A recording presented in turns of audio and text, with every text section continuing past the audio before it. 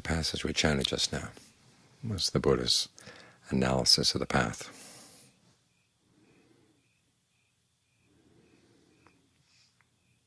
And it forms the framework for all of his teachings. It was the first topic he mentioned in his first sermon, and the last topic he mentioned in his last. When he was speaking to Sabata, the wanderer, Sabata had asked him, is it only in the Buddhist teachings that there are awakened people, or do other teachings have awakened people as well? And at first the Buddha put the question aside, just said, put that aside, I'll teach you the Dharma.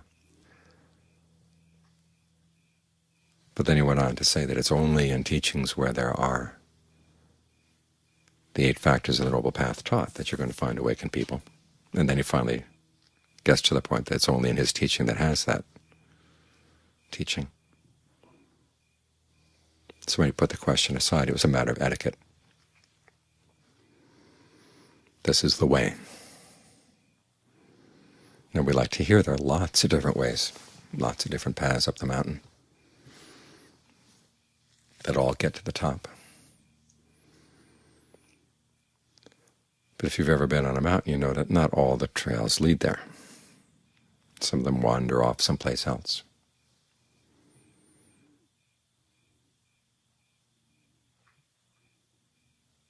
And so the Buddha, having been to the top, comes back and says, okay, this is the only way up there.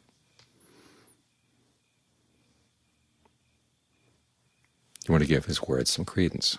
In fact, he says that one of the signs of someone who has actually attained the first level of awakening is that they realize there is no other path. This is it.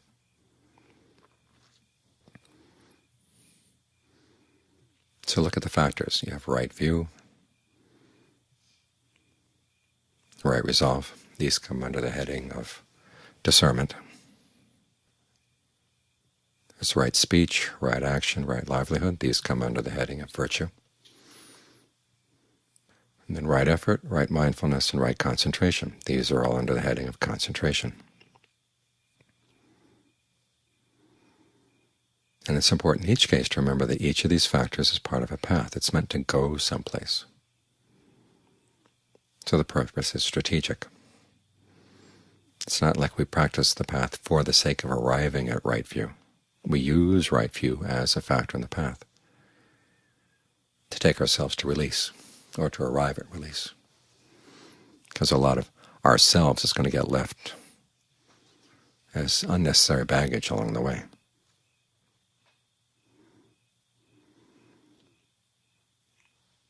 So right view starts with conviction in the principle of action, that your actions really are important, and they do make a difference, that by acting on skillful intentions, you're going to meet with pleasant results. If you act on unskillful intentions, you're going to meet with unpleasant results.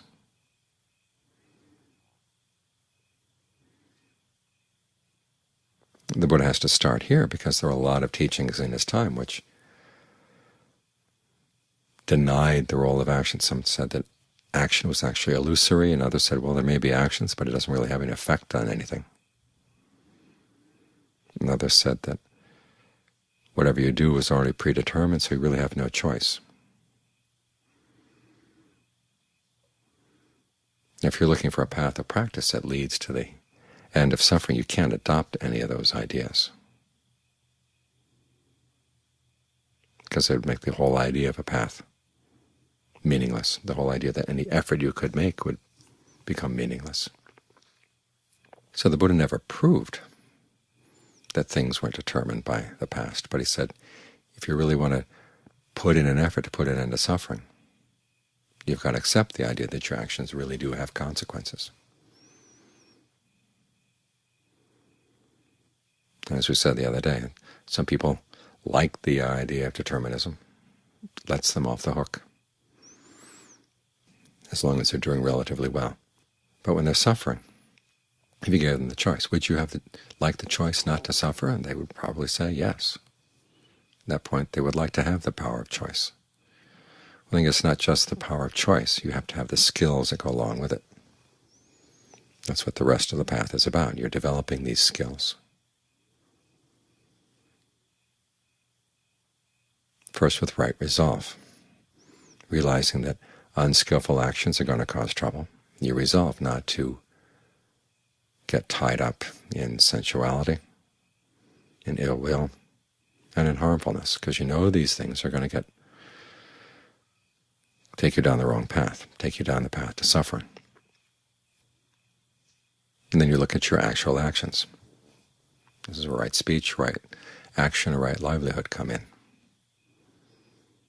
To what extent do your words and your deeds and your livelihood actually cause harm to other people? To what extent do they cause harm to yourself? And the Buddha has you use this reflection as a way of developing honesty. For him, the prime virtue is the virtue of truthfulness.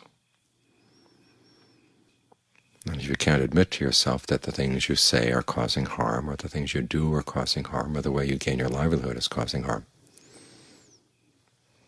there are going to be huge blind spots in your mind.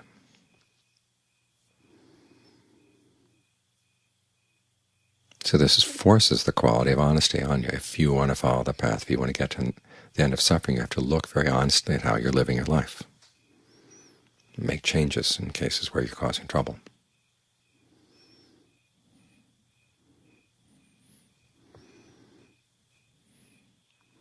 All these factors working together make it easier to meditate. Notice that effort and mindfulness and concentration all come under that heading of concentration. The Buddha never talked about mindfulness as one kind of practice and concentration as something else. I was reading someone saying one time, well, these are two different factors in the path, therefore they must be very different. Otherwise the Buddha wouldn't have singled them out as being different factors. The problem is that people make them so different that they become antithetical. Sometimes they define mindfulness as an open, accepting, non-reactive state of mind, whereas concentration is narrow and willful. And it's hard to see how the two could go together. In fact, sometimes they actually say the practice of right mindfulness on the one hand and right effort, right concentration on the other hand are two separate paths.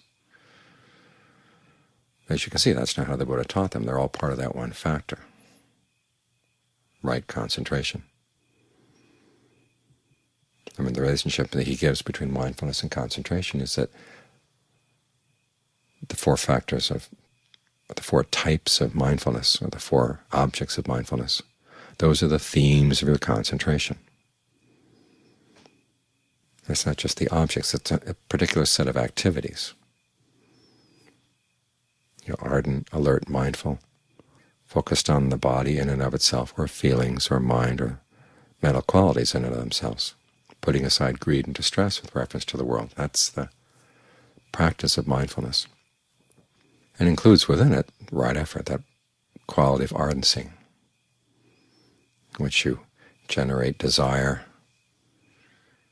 focus your intent, stay persistent in trying to prevent unskillful things from arising, or abandoning unskillful things that have arisen, give rise to skillful qualities, and then maintain them once they have arisen. That's how right effort gets folded into right mindfulness.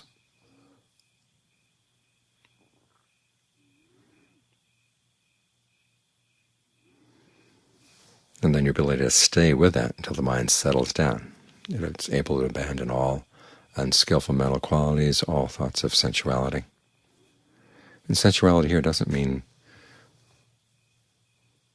the objects of your desire. It means the actual desires themselves. You're focused on sensual desires. That's a problem in the mind. We really like fantasizing about sensual pleasures. And so if you're mindful enough to abandon that, then it allows the mind to go into stronger states of concentration, where you really do stay focused just on the topic of your object of mindfulness, the activity of mindfulness. Say, focused on the breath, working with the breath in various ways to make it a good place to stay. Then you get really absorbed in that. This takes you all the way through the different levels of jhana. Those are the factors of the path. That's basically the main framework for what we're doing here.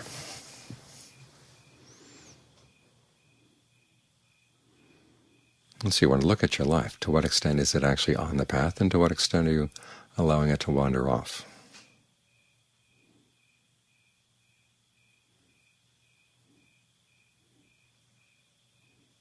What qualities need to be developed, what qualities need to be abandoned. This, the Buddha said, is part of what he calls the customs of the noble ones, or the kind of the values of the noble ones, is that you learn how to delight in abandoning whatever you have to abandon, and in delight in developing whatever needs to be developed. The path does involve a fair amount of abandoning. The right resolve involves abandoning right speech, right action, right livelihood. Right effort involves abandoning unskillful things. Right mindfulness involves abandoning greed and distress with reference to the world. And things you develop tend to be right view and right concentration. Whatever skillful qualities you can manage, particularly the ones around where you're causing stress and suffering. All too often we're thinking about other things, of other issues. That right there is ignorance. When the Buddha talks about ignorance, it's not that you just don't know things, that you know things, you're looking at them in the wrong way. And because you're looking at them in the wrong way, they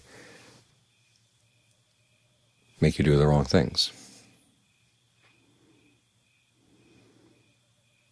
You've got to develop the Buddha's sense of priorities. The big problem in life is that you're causing suffering, even though you don't want to. And all too often you're causing suffering in areas that you would rather deny. That's why the quality of honesty and truthfulness is so important, that you actually look at your actual actions and you look at the actual results. And you learn to be sensitive. What kind of stress are you creating? This is one of the reasons why we try to get the mind into concentration, is so that your sensitivity as to what counts as stress gets heightened. The things you just accepted as normal before, you begin to realize this really is a burden on the mind. That sensing that burden and sensing that it's not necessary, that's how you begin to gain some freedom.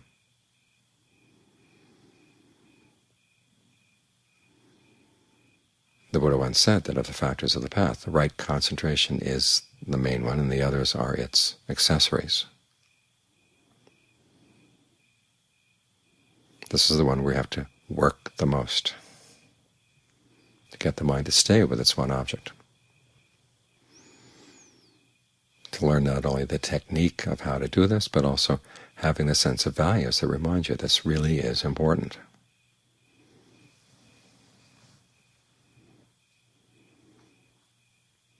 Because without the skill, you miss everything else. You can know about all the other factors of the path. I was reading a book recently by a professor of Buddhist studies, and it was amazing. Here was someone who had given his whole life to studying the Pali Canon. And the whole thing was very wrong-headed. He could quote all the passages, but he just totally missed the point. So it's not just a matter of knowing the factors. The Buddha talks about the different levels of discernment. There's the discernment that comes from listening or reading, and the discernment that comes from thinking things through.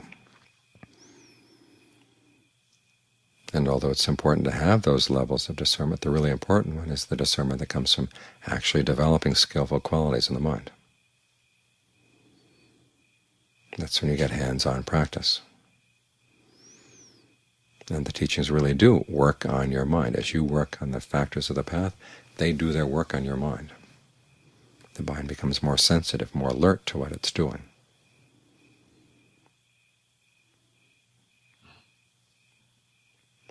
More open to the possibility that the suffering that you're experiencing in life is not something you want to blame on other people or blame on conditions beyond your control. The essential suffering that's weighing down the mind is something that you have been doing, or something you've been creating through your own actions, and you can learn how to stop. Because that's what abandoning means, is you realize that there's something you've been doing over and over again, and you don't have to do it. And the way to get yourself not to do it is to see that it really is not worth doing. Whatever pleasure you get out of it is nothing compared to the pain that you're causing. You have to see that in action before you're really going to be able to drop that particular habit. And often the habits that we have to drop are the ones that we really, really like. And it's only by getting the mind a lot more sensitive that you're going to see through that liking. See through the blindness and the ignorance that underlies it. So that you'll be willing to let it go. So this is why we're sitting here with our eyes closed, focused on the breath. We're not off reading through the texts and trying to learn all we can about what the texts have to say. We're here looking at our own breath to see what our actions have to say, viewed from the point of a mind that is centered, still, clear, stable here in the present moment, that develops a more refined sense of where there's suffering, where it's coming from, so that once it really sees where it comes from, it can let go, it can stop.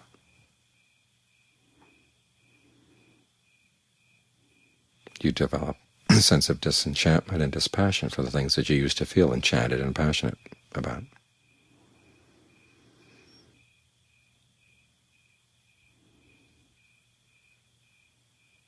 And when you have no more passion for them, they stop, and then their results stop as well. The things that used to weigh down the mind all go away. As the Buddha said, at that point they don't even leave a trace. They may have been weighing down your mind for who knows how long. But when they're gone, they don't leave any scars, they don't leave any marks.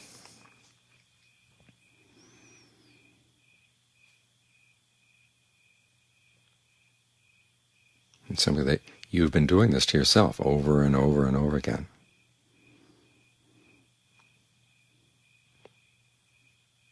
And you suddenly realize that you can stop, and you would prefer to stop. And that's it. The mind is freed. It's that freedom that the Buddha is aiming his teachings at. Everything else is a means in that direction. So try to make sure that you use the teachings for their intended purpose. That way you get the most out of them, and you fulfill the Buddha's intentions in teaching them to begin with.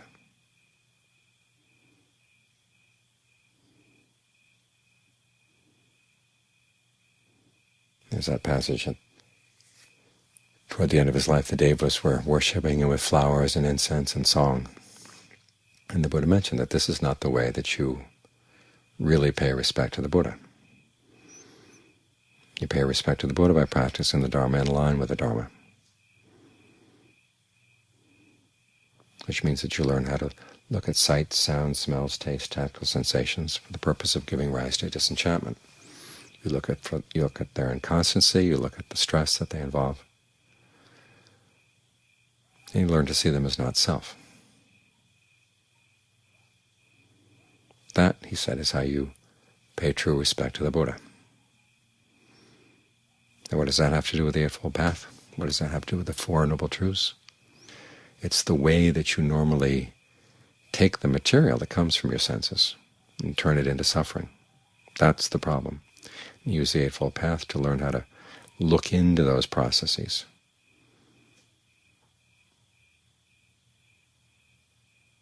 How you fashion the raw material from your senses into suffering,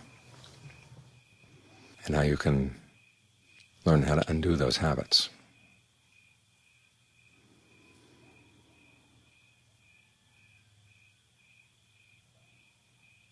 Because we cling to these things, so we have to learn how to develop this passion for them. So the factors of the path are essential for that, in particular the factor of right concentration. So the mind is steady enough and still enough and sensitive enough so it can see what's happening.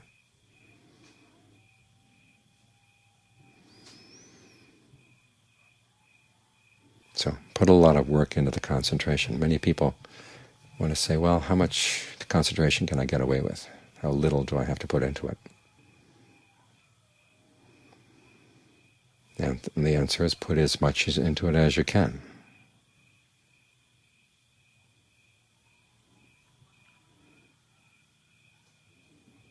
Because it's the right concentration that puts the mind in a position where it can really see.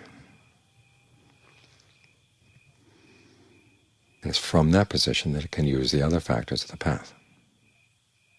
So they all come together, and you gain the release that the Buddha intended for you.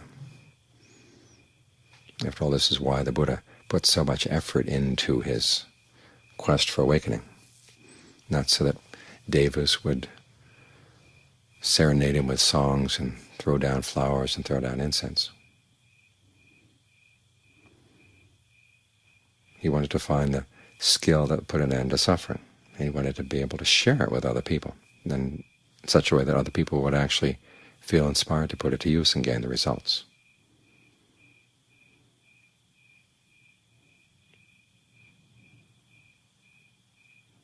That was what inspired him through all those aeons.